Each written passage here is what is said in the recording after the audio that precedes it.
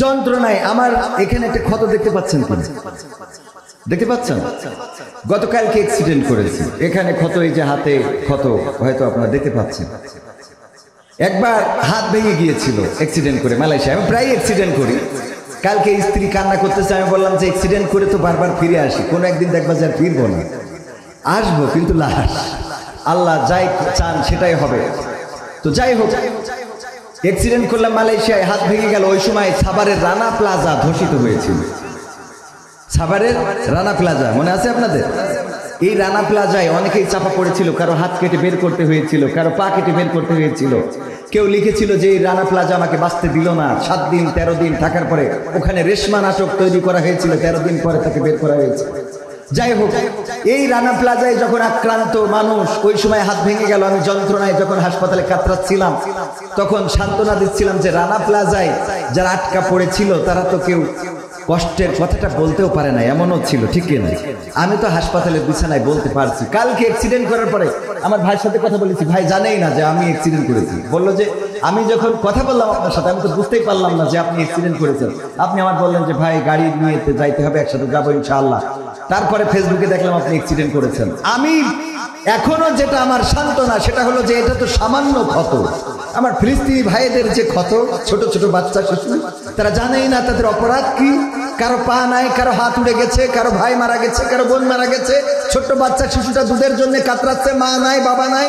এই বাচ্চা শিশুগুলো হাসপাতালের বিছানায়, যেখানে চিকিৎসা দেবে সেই হাসপাতালেও আবার বোমা নিক্ষেপ করা হচ্ছে। 5 লক্ষ মানুষের পানি যেখান থেকে বন্টন করা হতো, সেই জায়গাটা তারা ধ্বংস করে দিয়েছে। এখন 5 লক্ষ মানুষ সেখানে পান থেকে বঞ্চিত হচ্ছে। খাবার নাই, রমজানের মাস পড়া থেকে শুরু করে তারা ত্রাণটা বন্ধ করে দিয়েছে ইসরায়েল সরকার। খাবার নাই, পানি নাই, উপরের বোমা, নিচে আক্রান্ত, চিকিৎসা নেওয়ার জায়গা নাই। এই অবস্থার মধ্য দিয়ে তাদের দিন যাচ্ছে। আর আমার তো সামান্যই ক্ষত, এইটা দিয়ে যদি আমি বলি ওরে বাবা রে, মরলাম রে, গেলাম রে, হইল? কথা কয় না, হইল? কি জবাব দেব আল্লাহর কাছে? কি জবাব দেবেন আপনারা? কি জবাব দেবে এই মুসলিম বিশ্ব? কি জবাব দেবে আরব সৌদি? কি জবাব দেবে কুয়েত, কাতার? কি জবাব দেবে তুরস্ক? কি জবাব দেবে মিশর? কি জবাব দিবে পাকিস্তান? কি জবাব দিবে বাংলাদেশ?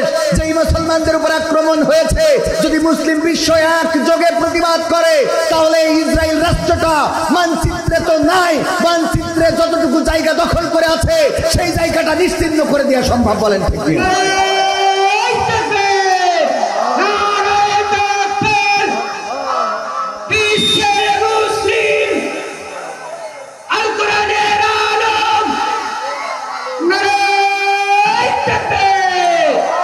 এখন আমাদের উপায় হলো, আমরা যারা অসহায়, তারা যখন ওই যে কেউ, অনেকেই বলে যার কেউ থাকে না তার থাকেন কে, বলার জায়গাটা কোথায়?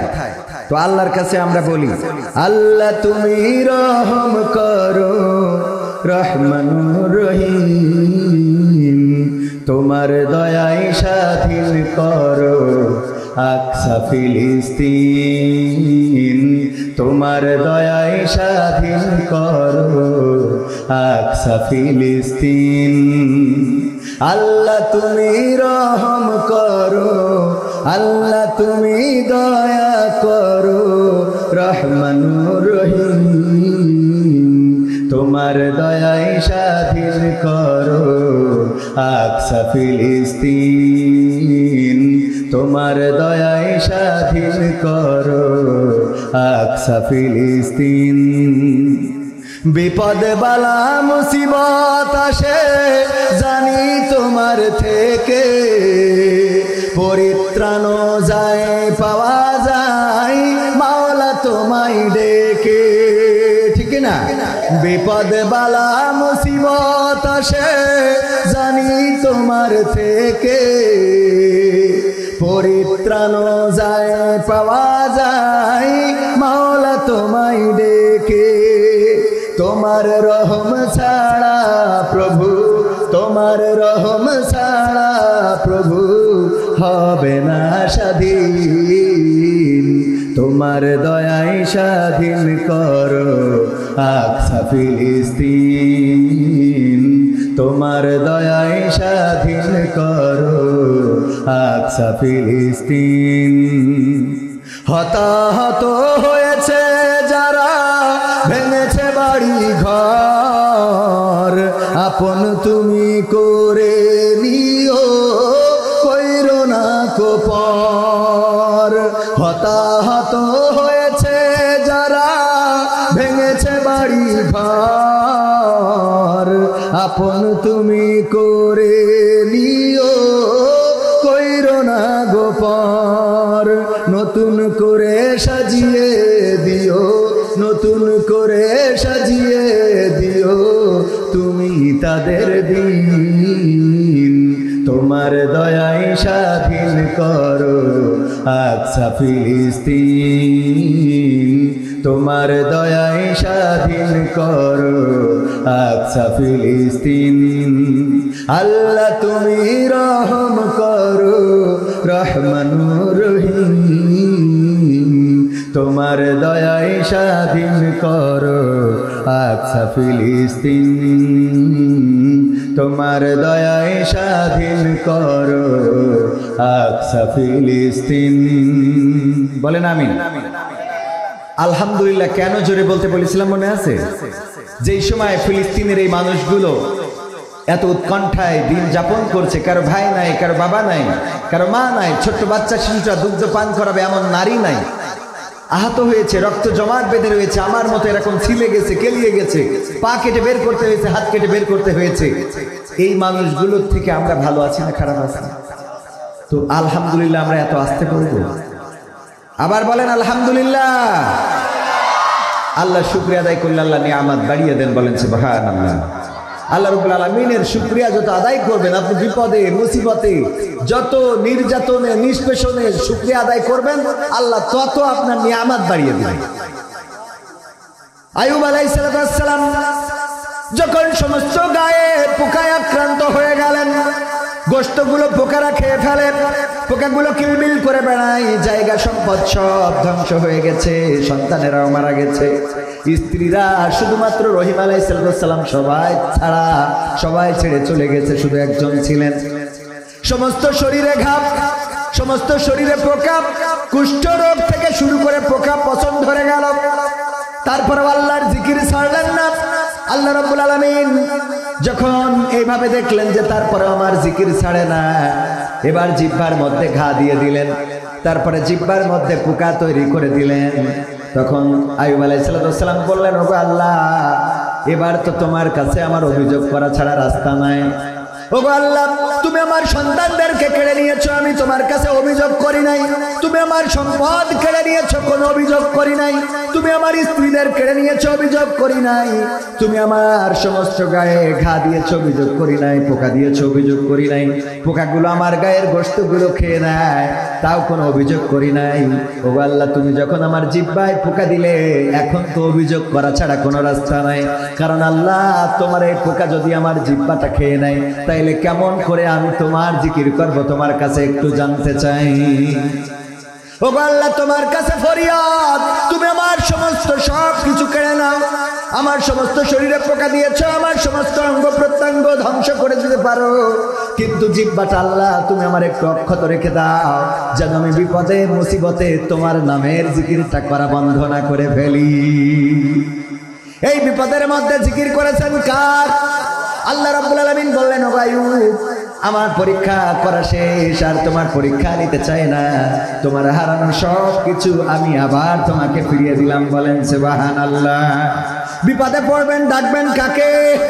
আল্লাহকে ডাকলে আল্লাহকে পাওয়া যায় ডাকার মতো যারা ডেকেছে তারা পেয়েছে আল্লাহকে যারা ডেকেছে আল্লাহ তাদের ডাকে সাড়া দিয়েছে আর আল্লাহকে যারা ডাকে নাই তারা আল্লাহকে পায় নাই অভিযোগ করেন কিন্তু আল্লাহকে ডাকার মতো ডেকে অভিযোগ করেন না আর আল্লাহ রাব্বুল আলামিন যদি আপনার পরে কোনো বিপদ বালা মুসিবত দেন সেটাও আল্লাহ কোন না কোন পরীক্ষা কোন না কোন কল্যাণ চিন্তা করে দেন বলেন সুবহানাল্লাহ ওয়ালা নাবলুওয়ান্নাকুম বিশাইয়্যিন মিনাল খাউফি ওয়াল জুই ওয়া নাকসিম মিনাল আমওয়ালি ওয়াল আনফুসি ওয়াস সামারাত ওয়া বাশশিরিস সাবিরিন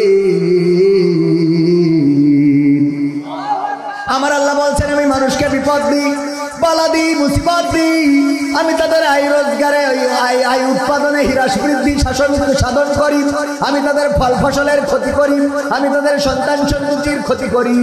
এইগুলো করে আমি দেখতে চাই কারা ধৈর্য ধারণ করে। বিপদে আসলে যারা বলে কি বলে, ইন্না লিল্লাহি ওয়া ইন্না ইলাইহি রাজিউন। আমরা আল্লাহর তরফ থেকে এসেছি এবং আবার আমাদেরকে কোথায় ফিরে যাওয়া লাগবে। এই কথা যারা বলে আল্লাহ তাদের উপরে সন্তুষ্ট হয়ে যান। আল্লাহ বলছেন উলাইকা আলা হুদাম মির রাব্বিহিম ওয়া উলাইকা হুমুল মুহতাদুন। আল্লাহ রাব্বুল আলামিন তাদের উপরে রহম করেন। আল্লাহ রাব্বুল আলামিন তাদের ব্যাপারে সকল কামের ঘোষণা দিয়েছেন। আল্লাহ রাব্বুল আলামিন বলেছেন তারাই হেদায়েতের পরে প্রতিষ্ঠিত রয়েছে, যারা বিপদে মুসিবতে পড়লেও আল্লাহকে ডাকা ছেড়ে দেয়। আল্লাহকে ডাকা কি ছাড়া যাবে?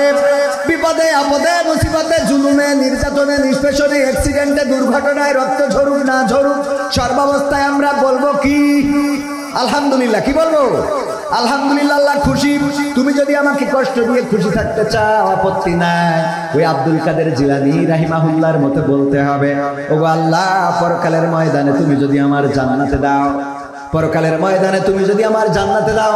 আব্দুল কাদের জিলানী রাহিমাহুল্লাহ বলতেন, আল্লাহ তুমি যদি আমার পরকালে জান্নাতে দাও, আর সেই জান্নাতে দেওয়ার পরে যদি তুমি আমার কোনো খবর না নাও, তুমি যদি আমার সাথে কথা না বলো, তুমি যদি আমারে না ডাকো, তুমি আমারে না দেখা দাও, তাইলে ওই জান্নাত আমি চাইবো না।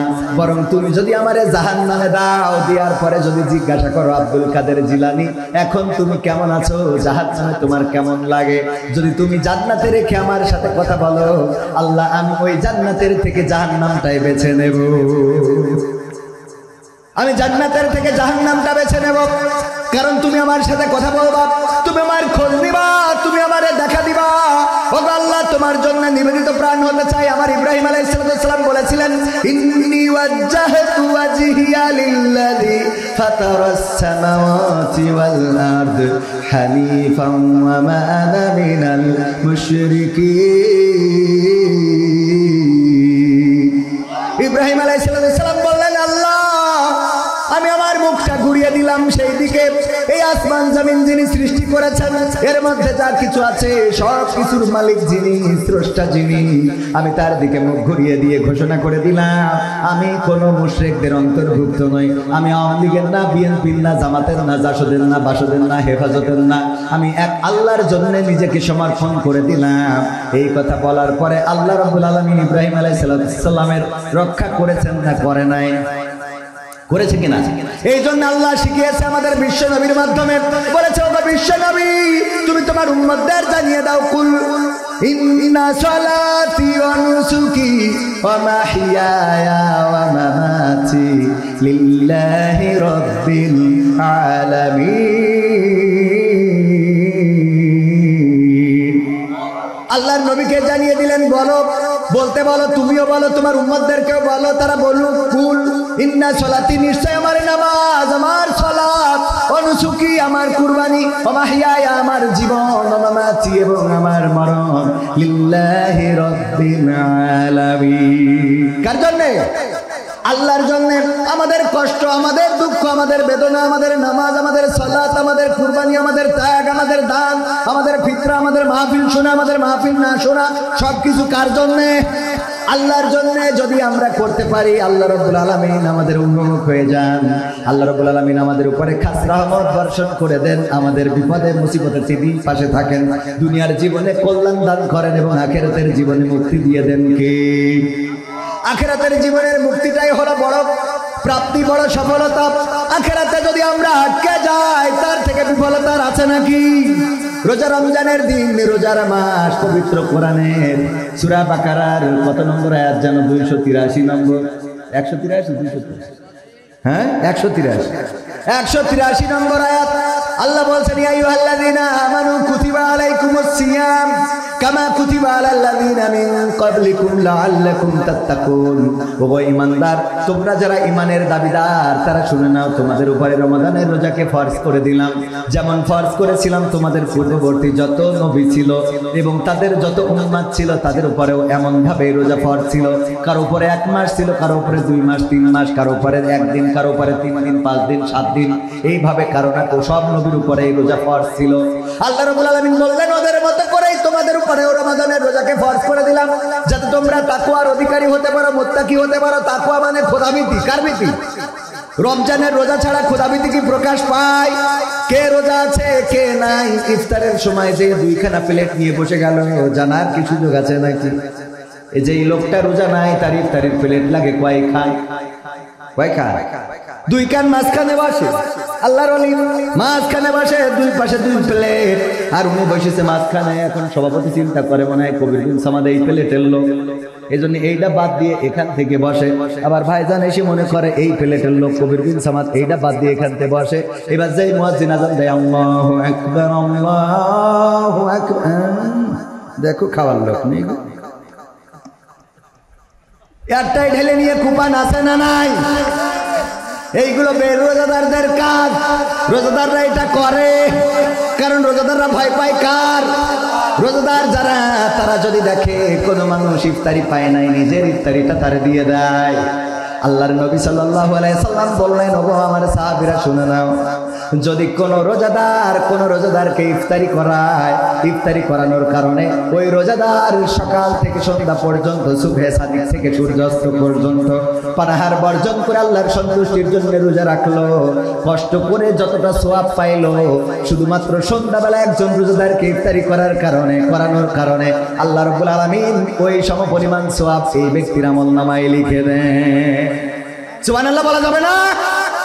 আল্লাহর নবী বললেন, কিন্তু ওই লোকটির সওয়াব থেকে এক ফোঁটাও কমানো হয়, এক ফোঁটাও কমায় না। আর আমরা ইফতারি দেওয়ার জন্য লোক খুঁজে পাই না। আমরা আরব দেশে গেলে, মালয়েশিয়ায় গেলে, অন্য দেশে মুসলিম রাষ্ট্রে গেলে দেখতে পাই যে ওই ইফতার নিয়ে দাঁড়িয়ে গিয়েছে রাস্তায়। মানুষ যখন যায়, সাইকেলে যায়, মোটর সাইকেলে যায়, তাদের গাড়িতে, তাদের মোটর সাইকেলে, বাইসাইকেলে যেভাবেই যায় না কেন, তাদেরকে দাঁড় করিয়ে ইফতার দিয়ে দেয়, নাও ইফতারি করবা, বাড়িতে যাও। আর আমাদের দেশে খালি ধান্দা হলো কত খাওয়া যায়। আবার যদি ইফতারি একটু কমা হয় তাইলে ওইটা মুখী রোসে না, এখন খিচুড়ি ছাড়া কথা নেই। আমাদের এলাকায় আর যাই হোক খিচুড়ি লাগবে। কি লাগবে? আমাদের আলামিন ভাই আছে এখানে, আমাদের ইফতার মাহফিল, যুব জামাতের ইফতার মাহফিলে কিছু চুলা, কিছু বুট, কিছু ফল ফুললি দিয়ে ইফতারি দেওয়া হচ্ছে। সন্ধ্যাবেলা ইফতারের আগে বলছে, ভাই চলে গেলাম। কেন? বলছে খিচুড়ি ছাড়া আসলে বুঝ করতে পারি না। আলামিন ভাই এখানে আছে, ওটা চলে যাচ্ছে। কোন মসজিদে গেছে? বিরানি দিচ্ছে, এই কারণে সেই মসজিদ বাদ দিয়ে কোন মসজিদে খিচুড়ি দিচ্ছে শিখে গেছে। মানে বিরানি ওদের ভালো লাগে না, খিচুড়ি খাওয়া লাগবে। আমাদের অঞ্চলে, আপনাদের অঞ্চলে এরকম খিচুড়ি দিয়ে ইফতার আছে না নাই? মসজিদে খিচুড়ি দিতে হবে। এবং সেই ইফতারিগুলো আবার যদি একটু কম বেশ হয়ে যায়, আজকে মরিচ বেশি হয়েছে, আজকে লবণ কম হয়েছে, আজকে এটা হইলে আর একটু ভালো হতো, এটা একটু কম, গোশ পড়ে নাই, আমার যেটা খিচুড়ি পড়েছিল একটাও গোশ পড়ে নাই, 3টা হাড়। এইগুলো বক্তব্য আছে না নাই? রোজা যদি আল্লাহর জন্য হয়, আপনার নসিবে, আপনার রিজিকে যেটা ছিল সেটা আপনার সামনে চলে এসেছে, এটা খাওয়ার পরে বলবেন আলহামদুলিল্লাহ। মনে থাকবে? কি বলবেন? আলহামদুলিল্লাহ। আমার ভাইয়েরা, এই রমাদানের রোজার মাসে ইফতারি করাবেন। ইফতারি যদি কাউকে করাতে পারেন, কোন গরিব দুঃখী তরমুজ কেনেন, অনেক বড় বড় তরমুজ আমিও কিনি। এই তরমুজ গরিব মানুষ কিনতে পারে না, কেজিতে বিক্রি হয়। ওই মধু কি, ওই কিরে না, ওই কিরে মধু রসমালাই, ব্যাস ওর তরমুজ বিক্রি শেষ। ইউটিউবাররা যে খালি ভিডিও নেয় না, আমার ছোট মসজিদের বাতাস লাগবে। ভাইরা আমার, ওই কিরে মধু, এই যে তরমুজ গুলো এখন কেজিতে বিক্রি হয়, গরিবেরা কি কিনতে পারে? যাদের টাকা আছে একটা তরমুজ কিনে যদি কোনো গরিবের দেন, একজন ভ্যান চালক, রিক্সা চালক সারাটা দিন ভ্যান চালায় 300 টাকা 400 টাকা ইনকাম করে। এই 300-400 টাকা ইনকাম দিয়ে একটা তরমুজ কিনে খাওয়া সম্ভব না। কারণ এই বছর আমি যেই কয়টা তরমুজ কিনেছি সবগুলো 300 টাকার উপরে। মোটামুটি যেগুলো ভালো সেইগুলো 300 টাকার উপরে। এই 300 টাকা দিয়ে তরমুজ কেনার মতো গরিব মানুষ যারা ভ্যান চালায়, রিক্সা চালায়, তাদের অ্যাবিলিটি আছে নাকি? আপনার অ্যাবিলিটি আছে, টাকা আছে, যদি একটা তরমুজ কিনে দেন, এই তরমুজটা সন্ধ্যাবেলা যদি বাড়িতে নিয়ে যায়, ছোট ছোট বাচ্চা শিশুগুলো খুশি হয়ে যায়, অনেকদিন পরে বাড়িতে তরমুজ আসে। ভাইরা আমার, একটা তরমুজ কিনে দিলেন, ওটা আপনার নাজাতের ওসিলা হয়ে যেতে পারে। পরকালের ময়দান, মুসিবতের দিন, যেদিন কেউ আপনার জন্য ছুটে আসবে না, মা আপনাকে দেখে পালাবে, সন্তান আপনাকে দেখে পালাবে, স্ত্রী আপনার পরিচয় দিবে না, ভাই বোন কেউ কাউকে পরিচয় দিবে না, ওই দিন মুসিবতের দিন এই ইফতারিটা আপনার নাজাতের ওসিলা হয়ে যেতে পারে। বলেন সুবহানাল্লাহ।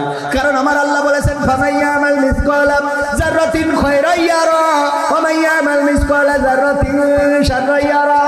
আল্লাহ বলছেন, যারা পরিমাণ ভালো কাজ সেটাও তোমাকে দেখিয়ে দেব, আর যারা পরিমাণ খারাপ কাজ সেটাও তোমাকে দেখিয়ে দেব।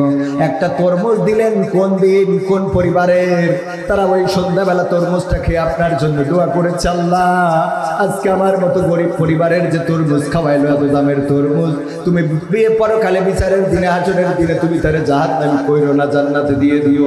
হয়তো আপনার গুনাহ খাতা ভারী হয়ে যেতে পারে, ওই গরিবের দোয়াটার কারণে আপনার গোটা জীবনের জিন্দেগির গুনাহ ক্ষমা করে দিয়ে আল্লাহ জান্নাতের বাসিন্দা করে দিতে পারে। রোজার মাস, সাহরি নাই এমন অনেক পরিবার আছে, সাহরিতে খাওয়ার মতো কিছু নাই, তরকারি নাই, কতদিন চলে যায়, একটু গরুর গোশত খাওয়া হয় না, পোলট্রির গোশতেরও দাম বেশি। এবার তো অন্যবারের তুলনায় সবকিছুর দাম কম আছে, সহনীয় আছে। আকিস পরিবারের সন্তান শেখ বশিরউদ্দিন সাহেব বাণিজ্য উপদেষ্টা হওয়ার কারণে এই জায়গাটাই অনেকটাই কন্ট্রোল করতে পেরেছেন। পেঁয়াজ, আলু, পটল, ঝাল, চিনি, ডাল যা কিছু আছে, শুধুমাত্র সয়াবিন তেলটার দামটা একটু বেশি, বাকিগুলো আলহামদুলিল্লাহ কন্ট্রোলে আছে। ওগো আমার ভাইয়েরা, তারপরে অনেক গরিব আছে, গরুর গোশত 750 টাকা কেজি দরে কিনা সম্ভব। আপনি যদি কোনো একটা পরিবারকে 500 গরুর গোশত কিনে দিতে পারেন, একটু দাঁড়িয়ে কোনো একটা ভ্যান চালককে কিনে দেন, রিক্সাওয়ালাকে কিনে দেন। গ্রামে যে গরিব মানুষ আছে, এমন গরিব মানুষ বাছাই করে যারা কিনে খাইতে পারে না, 500 গোশ 1 কেজি গরুর গোশত যদি কিনে দিতে পারেন, দেখবেন ওই পরিবারের খুশিটা আপনি ফকিরকে ভিক্ষা দিয়ে এই খুশি জীবনে পাবেন না। ফকিরকে ভিক্ষা দিয়ে ওই খুশি জীবনে পাওয়া। আল্লাহর নবী, আমার মা বোনেরাও আছেন, আল্লাহর নবী বলেছেন, ওগো মহিলারা, ওগো নারীরা, তোমরা একটু কি করো, আবার গুতাগুতি শুরু করেন না, ওদের সময় ঝামেলা করেন না, দেরি করে আসবে আবার মাইক বানবে, তা হবে না, তা হবে না। যেই হুজুরির রাজনীতি হবে সেই হুজুর উঠার আগে আসতে হবে, ঠিক না ভাই? ঠিক। এই শীতে মানে আইসি যখন, তাহলে কবির ভাইয়ের একটু নিয়ে রাখি যদি কাজে লাগে।